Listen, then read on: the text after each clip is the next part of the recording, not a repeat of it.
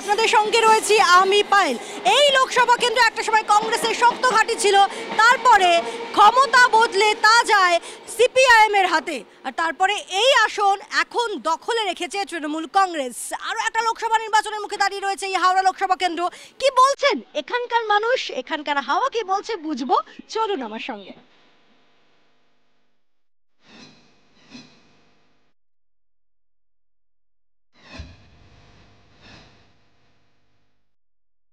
হাওড়া লোকসভা কেন্দ্র কলকাতা পার্শ্ববর্তী জেলা হাওড়া, আর এই হাওড়া লোকসভা কেন্দ্রে যে 7 বিধানসভা রয়েছে, হাওড়া উত্তর, হাওড়া দক্ষিণ, হাওড়া মধ্য, শিবপুর, বালি, সাঁকরাইল, পাঁচলা, এই 7 বিধানসভাতেই 21 বিধানসভা নির্বাচনে তৃণমূল কংগ্রেস জয় পায়। আর 2009 থেকে টানা এই লোকসভা কেন্দ্র নিজেদের দখলে রেখেছে তৃণমূল কংগ্রেস। আরও একটা লোকসভা নির্বাচনের মুখে দাঁড়িয়ে রয়েছে এই কেন্দ্র।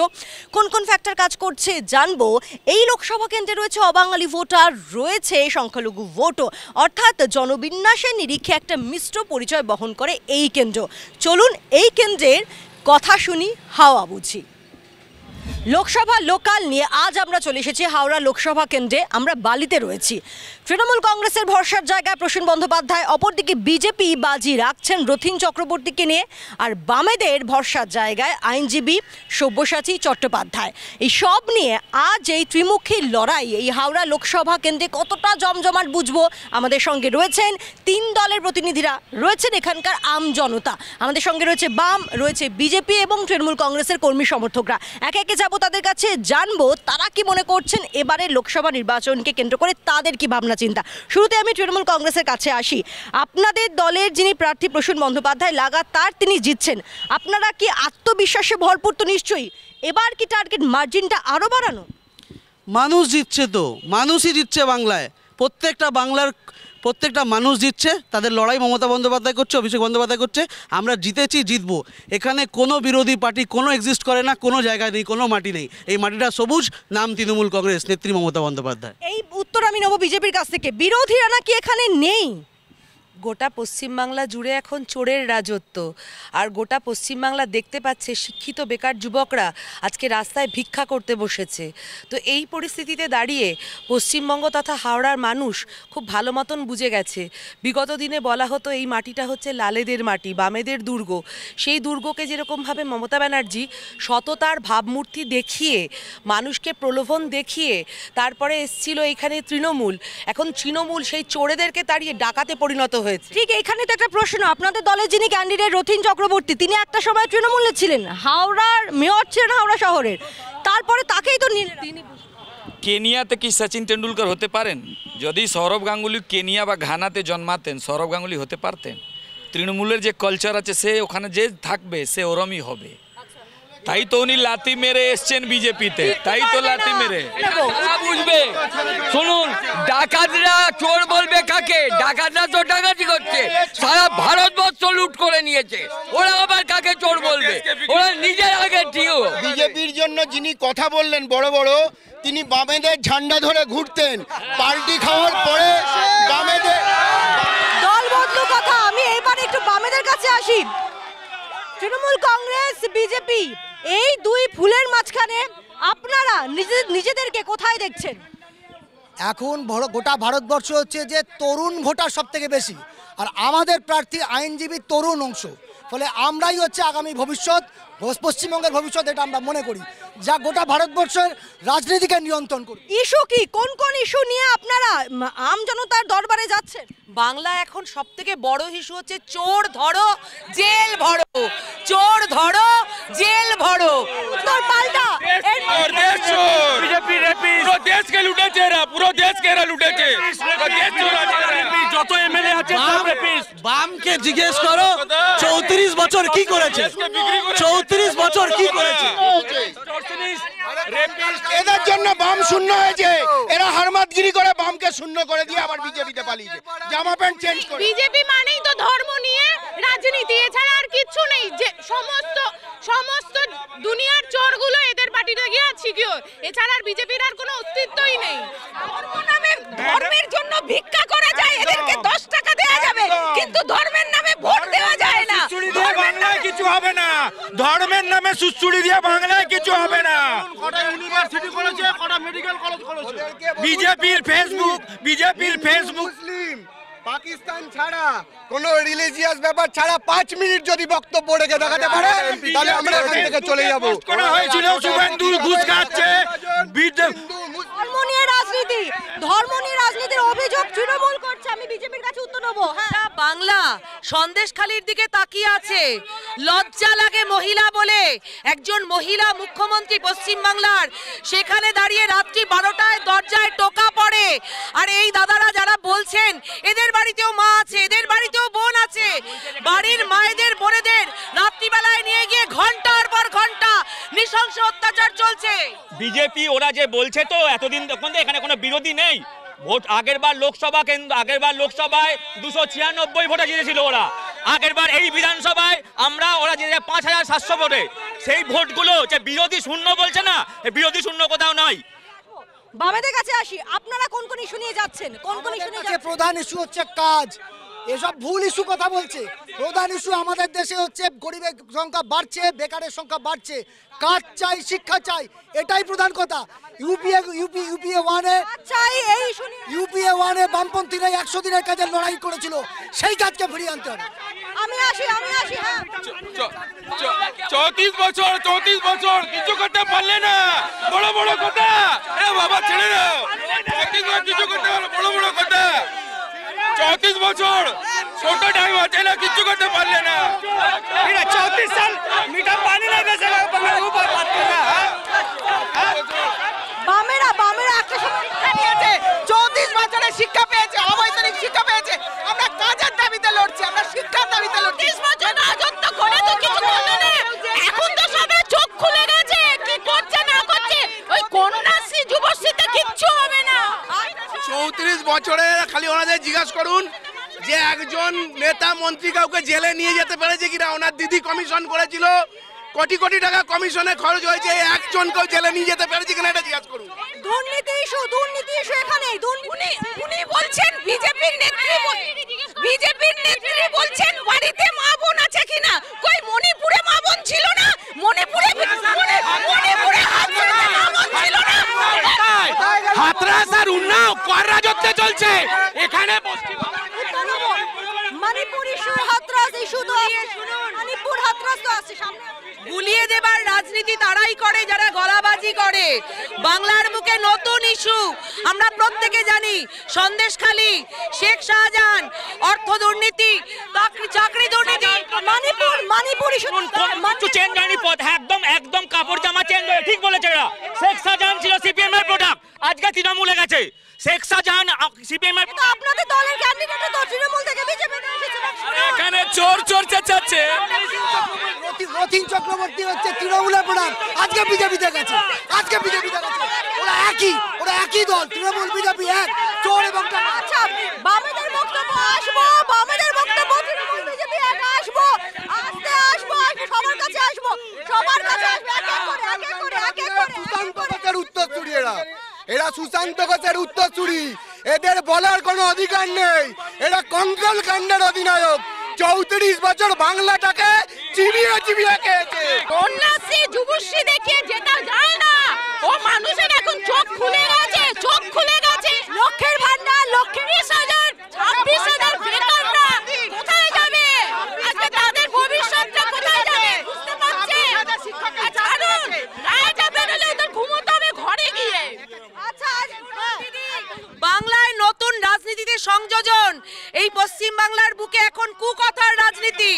বাংলার মাননীয়া স্টেজের এ প্রান্ত থেকে ও প্রান্ত ছোটে। উত্তর নেব। কুকথার রাজনীতি এক করে। আচ্ছা, উন্নাও মেয়েদের কথা বলবে, পুলওয়ামা ফজির কথা বলবে, পুলওয়ামাতে ফজির কথা বলবে। সত্যপাল মলিক বিজেপির, ও বলল পুলওয়ামা মেরেছে।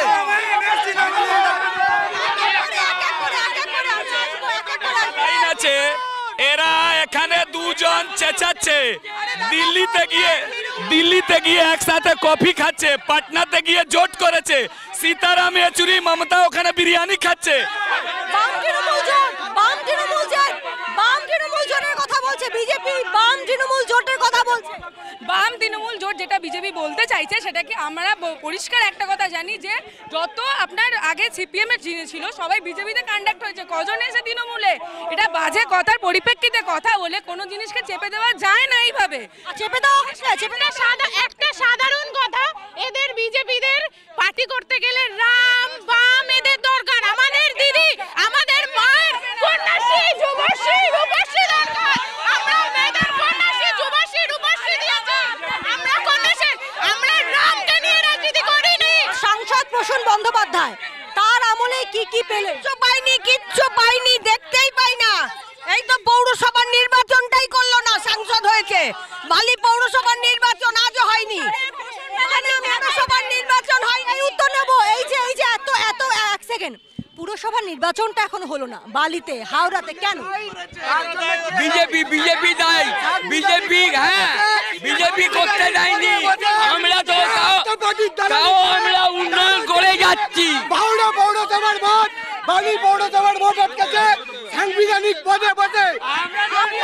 আপনারা আটকে দিচ্ছেন, আপনাদের জন্য বাংলার পরিস্থিতি। দিদি ইন্দি জোট করতে গেছিল, দিদি পিন্ডি চটকে গেছে।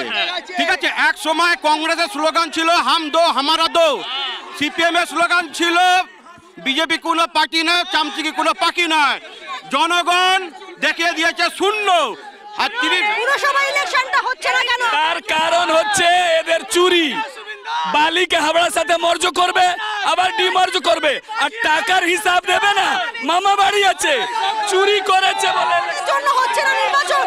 আপনাদের টাকা হিসাব মোদি দিচ্ছে, মোদি। নির্বাচন কোন এক এক করে স্লোগান পরে এক এক করে, দাদা এক এক করে ইলেকশন হচ্ছে না আপনাদের। বলছে চাকরি 15 লক্ষ টাকা, এগুলো যে বলেছে এগুলো কোথায় গেল? কোথায় গেল? এরা কোথায় গেল? কাজ করেছে, কাজ করুক, তারপরে আমরা বলবো যে কাজ করেছে। দুটো জিনিস ভালো করে শুনবেন।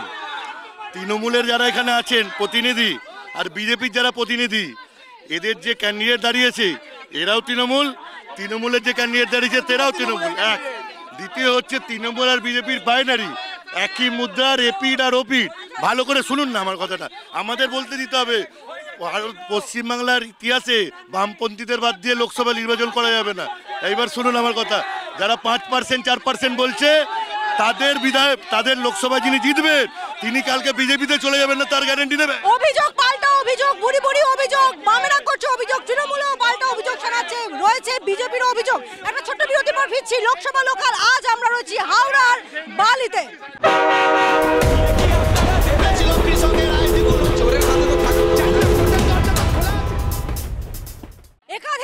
একাধিক ইস্যুতে সরগরম হাওড়া লোকসভা কেন্দ্র। আমি একবার আসি। হ্যাঁ, একাধিক তো ইস্যু, বলুন কি বলছেন? ওনারা বলছেন যে মোদি দালালি খেয়েছে ভ্যাকসিনে, ওনারা বেশি অধিকারটা কে দিয়েছে? মোদি দিয়েছেন, তাই মুখ খুলছেন এখন। আজকে তৃণমূল বলছে লক্ষ্মীর ভান্ডার, স্বাস্থ্যসাথী, এতটাই নির্লজ্জ এরা এটাও বোঝে না সরকারি কোনো অনুদান, সরকারি কোনো প্রকল্প সেটা গোটা বাংলার মানুষের জন্য, কোনো পার্টির জন্য কি আপনারা পাচ্ছেন না? আমরা কিন্তু না, তৃণমূল পাচ্ছে, বিজেপি করেছে কে? স্বাস্থ্যসাথী কার্ড, স্বাস্থ্যসাথী করেছেন মমতা বন্দ্যোপাধ্যায়। উনি তো পাচ্ছে না বলছে। কে বলে? উনি পাচ্ছেন না। আমাদের কাছে এরকম অনেক দৃষ্টান্তমূলক আছে যে আমাদের সাংসদ সাইকেল নিয়ে বিজেপি পার্টি সিপিএম। আচ্ছা এক সেকেন্ড, আপনার 2019-এ প্রসূন বন্দ্যোপাধ্যায় জেতেন, কিন্তু বিধানসভা নিরিখে যদি দেখি 2019-এর ফলাফল, হাওড়ার একটা জায়গায়, হাওড়া উত্তর, সেখানে প্রসূন বন্দ্যোপাধ্যায় পিছিয়ে যান কিভাবে? আপনাদের এত হাওড়ার একটা জায়গা কেন, পুরো হাওড়া 1,06,000 ভোটে জিতেছি, এবার 2 লাখ ভোটে জিতবো, 2 লাখ ভোটে জিতবো। ভোটে হারবে, 1 লাখ ভোটে এবার হারবে। এবার চুরির লেভেল, এদের চুরির লেভেলটা চিন্তা করুন, সব চুরি করেছে। কত ভোটে 1 লাখের ওপর ভোটে জিতবেন।